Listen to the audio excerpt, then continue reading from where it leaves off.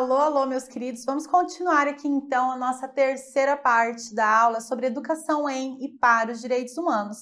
Nós fizemos as duas primeiras aulas trazendo o conteúdo e agora eu quero resolver algumas questões com vocês. Mas antes das questões, vamos fazer um resuminho, só uns lembretezinhos para que a gente possa resolver essas questões aí com muito sucesso? Então, pega aí seu caderno, sua caneta, seu bloco de notas e vamos fazer as seguintes anotações. Venham aqui. Quando eu penso, então, em educação em direitos humanos, eu tenho que ter muita clareza que eu estou falando de uma educação permanente, não é algo passageiro, é um trabalho permanente, contínuo e global. Até porque estamos falando de direitos que são universais. Nós temos que lembrar que é necessário se voltar para a mudança cultural. Por quê? Porque a gente quer transformar o mundo, criar uma cultura de direitos humanos que vai levar à paz. Então, a gente tem que ter essa mudança cultural em relação ao entendimento das diversidades e das culturas. A educação em direitos humanos é uma educação em valores, tanto que a gente sempre fala dos valores quando a gente está estudando direitos humanos. E tem um detalhe aqui, ó. Não é apenas sobre conhecimento que eu estou falando. Eu estou falando aqui de valores para atingir os corações e as mentes. Por isso que a gente fala tanto da integralidade, do desenvolvimento integral do ser. Quem que fala isso? A socióloga Maria Vitória Benevides. Vamos dar os créditos aqui à autora, porque realmente é muito interessante. Educação em valores para atingir corações e as mentes, e não apenas... Não se trata de uma educação pautada apenas em instrução. Vai muito além. Ou seja, não se trata de mera transmissão,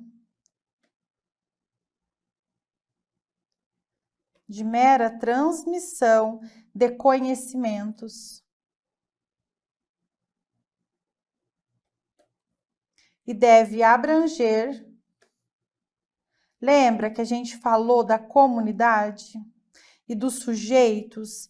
Então, deve abranger todos os sujeitos, educandos e educadores. Educandos e educadores. Sabe quem que afirmou isso? Adivinhem. Respondam para mim. Paulo Freire. Eu devo atingir a todos. E aí sim, então, eu terei a formação de uma cultura de paz, uma cultura voltada para a solidariedade, para a igualdade de direitos, para a liberdade, inclusive a liberdade de expressão, promovendo um trabalho em cooperação entre as pessoas. Aí eu chego até a cultura de paz. Lembrem do que a socióloga Maria Vitória disse. Quando eu falo em direitos humanos, eu estou falando muito mais que uma lei, que normas a serem aplicadas ou de conhecimentos a serem explicados, transmitidos. E aí por isso que ela bebe na fonte também do Paulo Freire. Aqui, quando a gente fala de direitos humanos, eu tenho que alcançar os corações e as mentes das pessoas, para que quando elas respeitem de forma consciente e para que elas valorizem essas diferenças, valorizem as culturas. Aí sim, então, eu consigo, atingindo o coração e a mente com os direitos humanos, eu consigo promover essa transformação social, criando, então, essa cultura de direitos humanos que leva até uma cultura de paz. Feito esse resumo aqui, vamos então para as nossas questões. Essa questão é uma questão do CESP para regulador de educação superior, um concurso aí do MEC, para trabalhar no MEC. Ela é uma questão típica da CESP, certo e errado, né? O CESP adora. Então, vamos lá. Julgue o item subsequente. Acerca das diretrizes nacionais para educação em direitos humanos. Opa, a gente acabou de estudar isso aqui. O objetivo central da educação em direitos humanos, é a formação para a vida e para a convivência. Então, vamos pensar. O objetivo central da educação em direitos humanos é a formação para a vida e para a convivência. No ensino superior, o exercício cotidiano dos direitos humanos deverá orientar prioritariamente. Então, aqui, ó, é importante destacar que nós estamos falando do ensino superior, prioritariamente, o planejamento educacional da área de humanidades. E aí, o que você tem para me dizer a respeito dessa questão? Tá bem convincente, mas essa questão está errada. Atenção em todas as palavrinhas. Atenção para a íntegra do texto. É por isso que vocês têm que ler o bendito do texto legal. Vamos ver aqui o porquê. A resposta correta é a alternativa marcada como errada, porque lá nas diretrizes eu tenho o artigo 5º. Essa prova está cobrando o texto literal das diretrizes. Então, o que eu tenho no artigo 5º? A educação em direitos humanos tem como objetivo central. O objetivo central é a formação para a vida e para a convivência. Tá ok? Então, até aqui tá certo. Para a vida e para a convivência. Até aqui tá certo, ok. O problema tá no depois. No exercício cotidiano dos direitos humanos, como forma de vida e de organização social, política, econômica e cultural, nos níveis regionais, nacionais e planetário. E aqui no texto ele se restringe ao ensino superior, faz uma salada aqui. Então, vejam comigo, ó, no ensino superior, o exercício cotidiano dos direitos humanos deverá orientar o planejamento educacional. E olha o que a gente tem aqui, que no cotidiano, no exercício cotidiano dos direitos humanos, e não fala aqui do ensino superior, não é só para o ensino superior, é para todos os âmbitos da educação. No exercício cotidiano dos direitos humanos como forma de vida e de organização social, política, econômica e cultural, nos níveis regionais, nacionais e planetário. Percebam a pegadinha, então. Por isso que a gente tem que estar muito atento.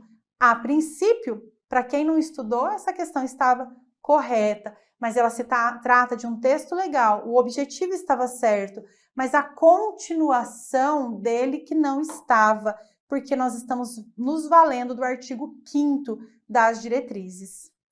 Seguinte, questão 2. Aqui é uma prova da banca CEPES, é um concurso da Universidade Federal da Paraíba, esse CEPES aqui também é da universidade, para o cargo de pedagogo.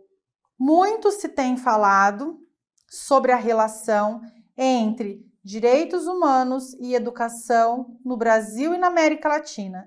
Neste sentido, direitos humanos refere-se a quê? Vamos lá. Alternativa A. Há um marco ético-político para ser usado como crítica e orientação às diferentes práticas sociais.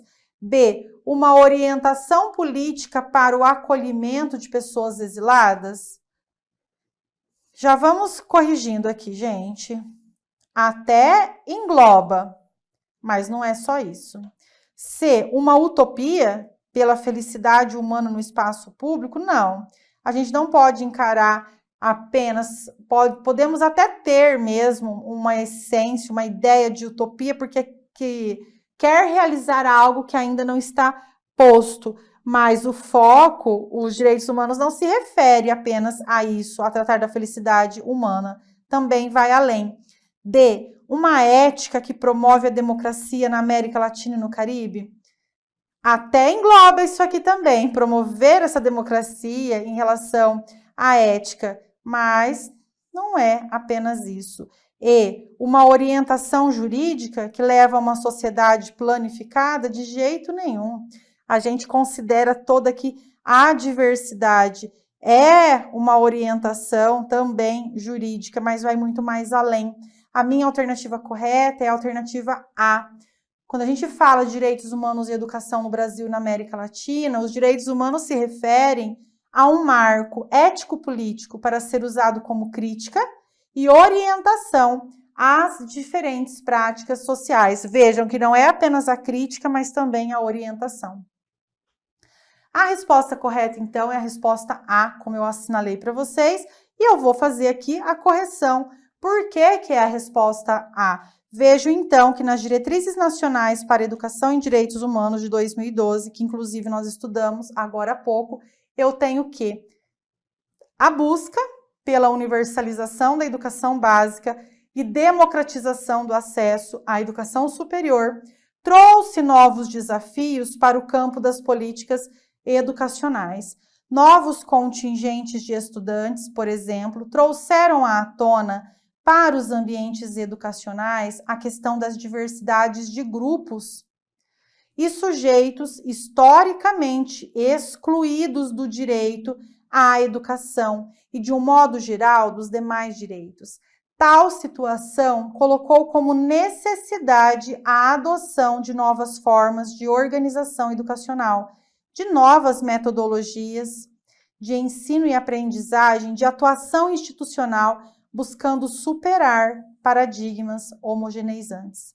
A educação em direitos humanos como um paradigma construído com base nas diversidades e na inclusão de todos, todas, os estudantes, as estudantes, deve perpassar de modo transversal currículos, relações cotidianas, gestos, rituais pedagógicos, modelos de gestão. Sendo assim, um dos meios de sua efetivação no ambiente educacional também poderá ocorrer por meio da reprodução de conhecimentos voltados para a defesa e promoção dos direitos humanos. Ou seja, perceba que o texto deixa muito claro a questão da diversidade, a questão da inclusão, e partir do princípio que nós não temos uma sociedade homogênea, mas nós temos uma variedade, uma diversidade que deve ser respeitada, mas também trabalhada com foco nos direitos humanos. Continuando aqui, questão 3, um concurso também para pedagogo da Universidade Federal da Paraíba. Uma das razões para se educar em direitos humanos é a reconhecer a importância da ONU no debate pelos direitos humanos, implementar os objetivos do Plano Setorial em Direitos Humanos, reconhecer os direitos humanos na sociedade do conhecimento, de formar para o exercício da cidadania e para a participação na democratização da sociedade, levar à participação plena no Fórum Social Mundial. A questão correta, a alternativa correta aqui é a alternativa D. Quando eu me deparo com essas palavrinhas aqui, ó, elas são valores, né, dos direitos humanos, elas estão contidas nos objetivos. Então, cidadania, participação e democratização compõem uma das razões para se educar em direitos humanos. A alternativa correta, então, é a D, considerando que a cidadania e a democracia norteiam a educação em direitos humanos, justamente porque preza pela participação dos seres humanos, então garante a democracia, e para isso eu tenho que ter uma formação cidadã.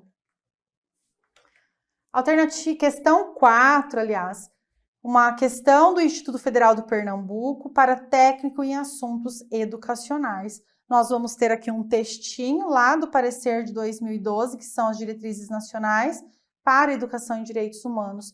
Parecer do Conselho Nacional de Educação. Lembra que eu falei lá no comecinho, o parecer do Conselho de 2012, que vai então estabelecer as diretrizes nacionais para a educação em direitos humanos. Vejamos, a educação em direitos humanos emerge. Olha aqui, gente, quando eu falo para vocês que tem que ler o texto. Aqui é um texto na íntegra, tá? Um texto do documento. No caso, está trazendo aqui o texto e com base nesse texto vocês irão responder. Quem já fez a leitura, quem já estudou com a gente, resolveu questões sobre esse assunto, vai ter uma facilidade maior, porque vai conseguir enxergar melhor. Ou que tenha muito claro os princípios, né? A essência dos direitos humanos aplicados aí à educação ou para a educação. A educação em direitos humanos emerge como uma forte necessidade capaz de reposicionar os compromissos nacionais com a formação de sujeitos de direitos e de responsabilidades. Ela poderá influenciar na construção e na consolidação da democracia. Olha aqui que interessante.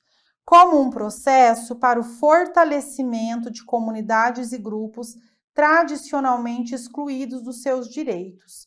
Sobre a educação em direitos humanos é correto afirmar. Vamos ver aqui.